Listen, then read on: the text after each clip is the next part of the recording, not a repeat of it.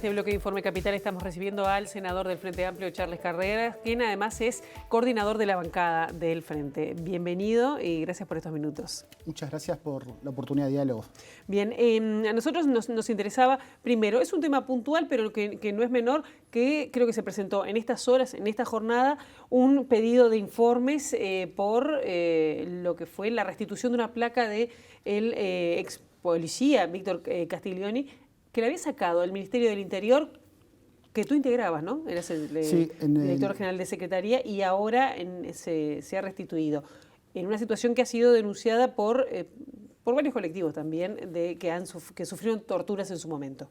Sí, en el año 2016 se retiró esa placa porque en el marco de los sitios de la memoria, de la ley de Nunca Más Terrorismo de Estado, en ese marco, en lo que era la sede de la Dirección Nacional de Inteligencia, fue un lugar donde hubieron detenciones ilegales, torturas. Los ex presos, las ex personas que estuvieron detenidas allí le solicitaron al ministro Bonomio en ese entonces. Y bueno, allí se accedió al pedido, pero se hizo en el marco del Estado de Derecho. Es decir, se dictó una resolución, se amparó la solicitud y hoy le hicimos un pedido de informes al ministro Larrañaga para que nos informe al respecto. Porque es decir, si se retiró la placa, es decir, tiene que existir una fundamentación acorde porque se está violando una ley, que es la ley del sitio de las memorias, una ley de reparación moral de las víctimas del terrorismo de Estado. Le hicimos esa solicitud para ver, bueno, que diga los por qué se amparó esto. Víctor Castiglioni no es un policía que uno pueda defender, digo, decir, sino que fue un policía que estuvo al frente de inteligencia en la época de la dictadura y estuvo en situaciones muy complejas como en la detención y desaparición de Elena Quinteros y en muchas situaciones muy complejas. Claro, y además tenía un archivo, ¿no?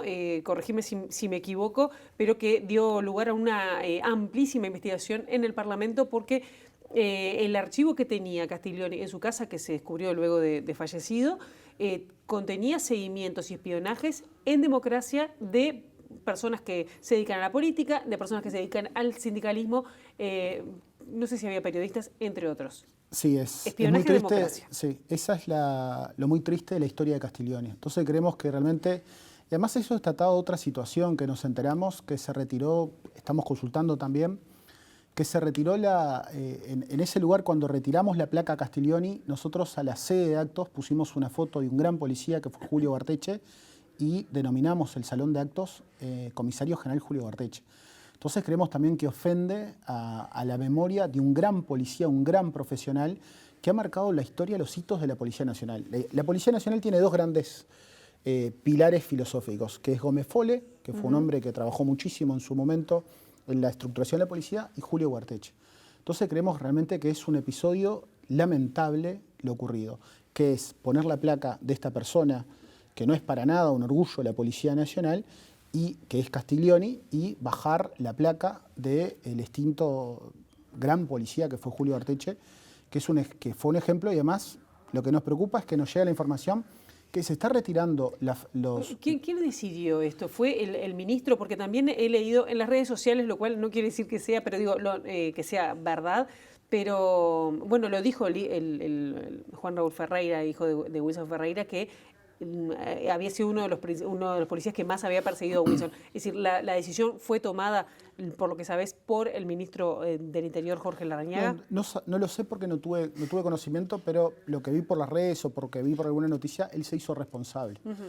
Pero realmente es muy triste esto porque, es decir, es como dijo Juan Raúl, Castiglioni persiguió a Wilson, lo persiguió Juan Raúl, persiguió a muchos militantes políticos de todos los partidos. Y hay temas que tenemos que defender todos, porque todos nosotros, todos los partidos políticos, tuvimos víctimas del terrorismo de Estado.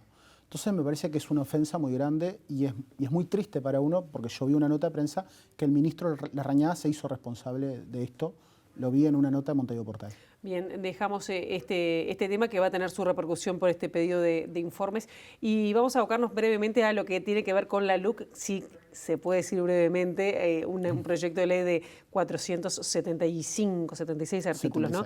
¿Qué dejó el pasaje, el análisis de la LUC en el Senado y lo que está pasando ahora, ¿no? Que no sabemos si vuelve o no si hay cambios en diputados, pero me imagino que hubo un cambio, porque hay un cambio de roles, de ser oficialismo a ser oposición. Bueno, ¿cómo fue ese manejo? No, nosotros creemos que cumplimos con el objetivo que nos propusimos al principio, que fue que el Frente Amplio fuera una oposición responsable y constructiva. Nosotros dimos una discusión muy fuerte al principio, creíamos que la ley era inoportuna, inconstitucional el mecanismo, y es también antidemocrática por la forma de modificar más de 37 leyes en menos de 75 días, que es lo que te marca la Constitución. Perdimos, pero bueno, el objetivo nuestro fue ir a esa comisión especial y a partir de allí tratar de aportar. El tratar de aportar es eliminar algunos artículos que eran muy perjudiciales para el país, todo lo que tiene que ver con la desmonopolización de ANCAP, los artículos que se referían a Antel, lo que tenía que ver con la titularidad de bienes inmuebles rurales a través de sociedades nominativas, sociedades al portador, y lo que tenía que ver un capítulo que tenemos poco conocimiento, había unos artículos que eran de la flexibilización laboral de los funcionarios públicos total, porque te permitía hacer reestructuras, te permitía pasar funcionarios públicos de un ente autónomo, un servicio centralizado al Poder Ejecutivo y viceversa. Eso se pudo eliminar y eso nosotros decimos que la dimensión privatizadora de la ley de urgente consideración cayó. Es decir, lo que era el programa del realismo cayó. ¿Y cómo cayó? Porque el Frente Amplio, a través de una actitud constructiva, escuchando a diferentes colectivos sociales, a los gremios de funcionarios, al PIT-CNT, haciendo alianzas, porque hicimos alianzas con el Partido Colorado y con Cabildo Abierto, lo eliminamos. Y eso vemos bien. Pudimos hacer reducción de daños, porque existían algunos artículos que dejaban en desventaja a la Universidad de la República en comparación con las universidades privadas. Por ejemplo, se permitía que las fundaciones de las universidades privadas pudieran venderle servicios al Estado en forma directa y a las fundaciones de la Universidad de la República no. Eso era una cosa para un militante izquierda hiriente, la desventaja que se le daba a la Universidad Mayor de la República. Eso pudimos revertir. Pudimos revertir, se dejaba sin efecto un ámbito muy importante que es fundamental en la descentralización universitaria, que es, por ejemplo, un ámbito de coordinación de los diferentes organismos de la educación pública. ¿Por qué existe un polo educativo universitario en Rivera, en mi pueblo? Existe porque allí se unieron la Universidad de la República, la UTEC, Formación Docente y UTU, y cada una unía esfuerzos para que se hiciera un polo educativo de primer nivel. Claro, ahora en lo que tiene que ver con temas de seguridad, que era un gran componente, y no solo en el capítulo de seguridad, sino que estaba transversalizado. Perdimos. Que además tú estuviste vinculado al Ministerio de perdimos porque hay retrocesos muy grandes. Y se cambió poco ahí. Muy poco. Ahí en materia de seguridad se cambió muy poco. Hay un retroceso muy grande en lo que tiene que ver con la legítima defensa presunta, que eso lo que va a generar son situaciones de mucho más violencia. Hay una lógica de instalar una filosofía de guerra para enfrentar los problemas de seguridad que los tenemos, reconocemos. Se viola lo que es una tradición de la República, por lo menos del año 95 hasta el 1 de marzo del 2020, que es que las leyes en materia de seguridad y convivencia se discuten en el Parlamento, se dan ámbitos de participación, en el consenso o en el disenso se lograban acuerdos. Eso se dejó de lado lamentablemente, se va por el lado de una policía que actúe en forma más autónoma, que no le comunique en forma inmediata cuando detiene una persona a la fiscalía, que actúe en forma más discrecional con el uso del arma de fuego, que no rinda cuentas, y eso realmente es terrible. Y nos vamos a dar cuenta de ese retroceso cuando pasen situaciones desgraciadas en nuestra sociedad. Y el objetivo del Frente Amplio en diputados es abrir la ley. El objetivo de nuestros compañeros, los legisladores, es tratar de eliminar aspectos de la LUC, están tratando de batallar en ese sentido, de profundizar la reducción de daños, porque hay aspectos que hay que tratar de Igual no tienen modificar. la mayoría. No tenemos la mayoría, pero... ¿Y sería ganar un poco más de tiempo porque vuelve al Senado? No, pero hay cosas embromadas que no pudimos sacarlo. Por ejemplo, se autoriza que los policías retirados realicen detenciones de personas y que eso se va a considerar... ¿Los militares o los policías? No, los policías. Los policías retirados, lo dice texto expreso de la ley, se modifica la ley orgánica policial, se establece que los policías, por ejemplo, puedan detener personas, eso se va a considerar un acto de directo de servicio, y eso no está bien, porque los policías siempre actúan de a dos, desde el punto de vista del protocolo, tienen un mando. ¿Quién se va a hacer responsable si un policía retirado actúa mal? Claro, pero puede ser como arresto ciudadano. Pero es eso, pero hoy ya todos los ciudadanos tienen derecho a hacer el arresto ciudadano. Cada uno de nosotros vemos que hay un delito, podemos actuar. Eso la Constitución nos autoriza. Pero esto no, esto es ir a más. Esto es darle una autorización especial a los policías retirados a que puedan actuar en sus barrios y eso se va a considerar un acto directo de servicio. Ahora, es irracional, es una aberración. ¿Qué hizo mal el Frente Amplio para que se esté discutiendo de esta manera este tipo de leyes? No sé lo que hicimos, es decir, sin lugar a dudas, alguna cosa mal hicimos porque si no, no hubiéramos perdido el gobierno. Es decir, tenemos una sociedad que está muy polarizada, hay problemas de seguridad, nosotros creemos que hay que enfrentarlos con mayor fuerza, mayor coordinación del Estado, pero ir por este camino que se está proponiendo este nuevo gobierno en el Uruguay es ir por el camino equivocado. En el mundo hoy, después del asesinato de Floyd, hay una discusión de reformar las policías para que las policías no sean tan discrecional en el uso de la fuerza. Nuestro continente es el continente más violento y desigual del mundo y es el continente donde es el mayor número de letalidad policial, es decir, es el mayor número de civiles muertos en manos de la policía. Nosotros vamos por el camino equivocado. El mundo va por un camino y nosotros vamos marcha atrás. Cosas mal, sin lugar a dudas, Pilar, lo hicimos. Yo milité por otro programa de gobierno, milité por ir por otro camino, pero se va por este camino. Claro. Yo creo que se está... Y te pregunto así, ahora que cambiaron de rol, cuando decían que el Frente Amplio, teniendo la mayoría, era una aplanadora con las leyes. Al cambiar de rol y están ahora en la oposición, ¿sintieron ese cambio? No. Nosotros actuamos, pudimos llegar a acuerdos a nivel del Parlamento, bajamos cosas, no existe una uniformidad en la coalición de derecha que nos gobierna, es decir, hay diferencias entre ellos. Es claro que la LUC original que llega al Parlamento está inspirada en el programa del herrerismo. Entonces yo creo que el gran derrotado en todo esto es el herrerismo y por algo solamente se votaron de los artículos originales 75 artículos, es decir, un 15% de la ley. Eso sin lugar a dudas, acá no existe uniformidad en ello. Yo creo que el Frente Amplio, acá hay varias cosas... ¿Cómo fue, me decís? Perdón, de las leyes, la ley que llegó al Parlamento únicamente fueron votados el 15% de los artículos, 75 artículos. Todo el resto de hay 401 artículos... Sí, hay 401 artículos que fueron modificados. Hay artículos que fueron modificados a propuesta del Frente Amplio, con esa lógica de reducción de daños. Hay artículos que fueron eliminados porque el Frente Amplio hizo acuerdo en el ámbito de la Comisión con otros partidos. Pero la verdad, Pilar, es si uno ve decir, parecería, ya que tú tocaste los temas de seguridad, parecería que cambiara el gobierno, que asumiera la calle, que asumía el ministro de Larrañaga y que los problemas de seguridad se terminaban. Y no es así. Todos los días vemos, es decir, van prácticamente más de 100 días y prácticamente se han dado un homicidio por día. Entre ayer y hoy se dieron 7 homicidios. Entonces, no terminaron. Es decir, los problemas de seguridad siguen. Los delincuentes no leen el diario oficial y dicen, mirá, es 1 de marzo del 2020, asumió el presidente de la calle. El camino tiene que ser el de los acuerdos políticos, el camino tiene que ser el de hacer políticas de Estado, porque no tenemos que estar realizando cambios en materia de seguridad, tiene que ser a largo plazo. El camino que se eligió en la LUC es el camino equivocado de hacer cambios sin la discusión, son retrocesos profundos, y eso va a generar falsas expectativas en nuestra población. Ahora, pueden decir, tuvieron 15 años en el gobierno y no lograron tampoco reducir los delitos, ¿no? Sí, es así como decís tú, pero ellos proponían algo como si fuera mágico. Lamentablemente, como te decía, estamos en el continente más violento y desigual del mundo. Por día en nuestro continente hay 400 homicidios.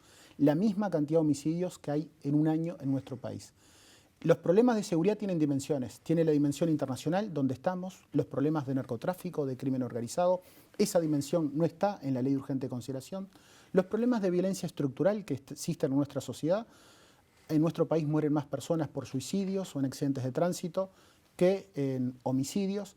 Un gran porcentaje de los homicidios sea entre personas que se conocen. La dimensión de la violencia de género no fue llevada en la ley de urgente consideración. Es una emergencia nacional declarada en nuestro país antes que se retirara el presidente Tabaré Vázquez.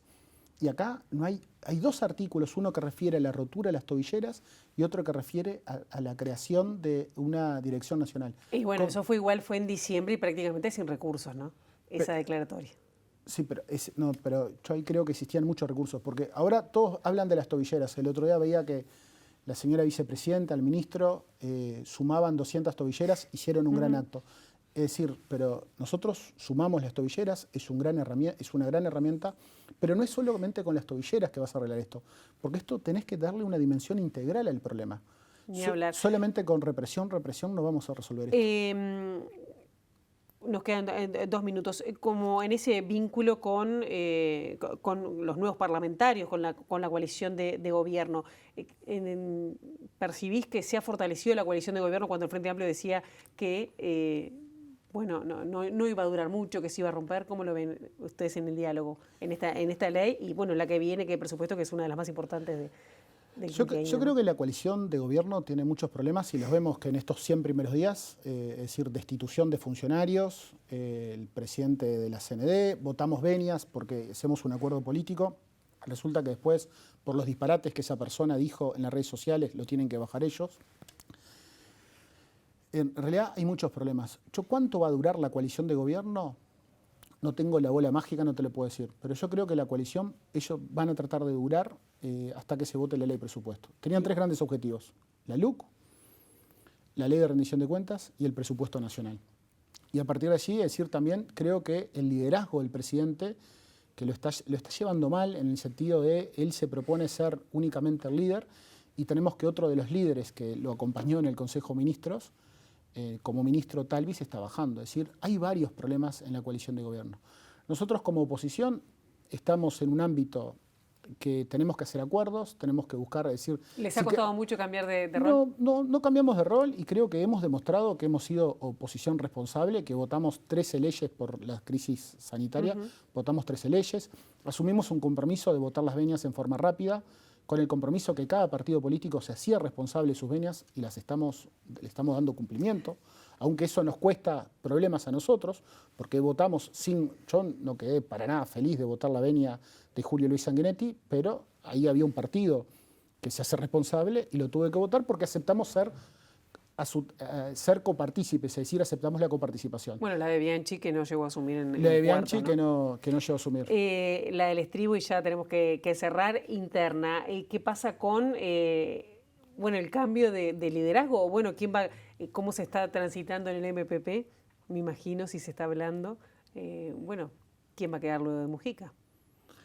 Yo creo que las fortalezas del MPP está en que somos un movimiento amplio, tenemos muchos compañeros con liderazgo, Pepe y Lucía siguen estando muy presentes, está el Bicho Bonomi, está Yamandu Orsi, que es un compañero que tiene una gran proyección nacional, está Pacha, que es un compañero que también ha hecho un gran trabajo, Alejandro Sánchez, que tiene una gran proyección nacional. Es decir, nosotros tenemos un conjunto de compañeros muy valiosos, tenemos un conjunto de legisladores a nivel nacional muy importante y bueno, lo que tenemos que hacer es militar mucho, pasar por este espacio que es este año, que es un año que para el Frente Amplio, para nosotros es de evaluación, tenemos que hacer una evaluación crítica del gobierno, por qué perdimos las elecciones, de la fuerza política, y bueno, hacia el año que viene, luego de un plenario, de un congreso que hay que hacer este año, hacia el año que viene, elegir nuevas autoridades y proyectarnos para demostrar que somos alternativa en el 2024. Y las elecciones departamentales. Y las elecciones departamentales, que son el 27. Gracias por estos minutos. Gracias a ti por la invitación, gracias por la oportunidad de diálogo.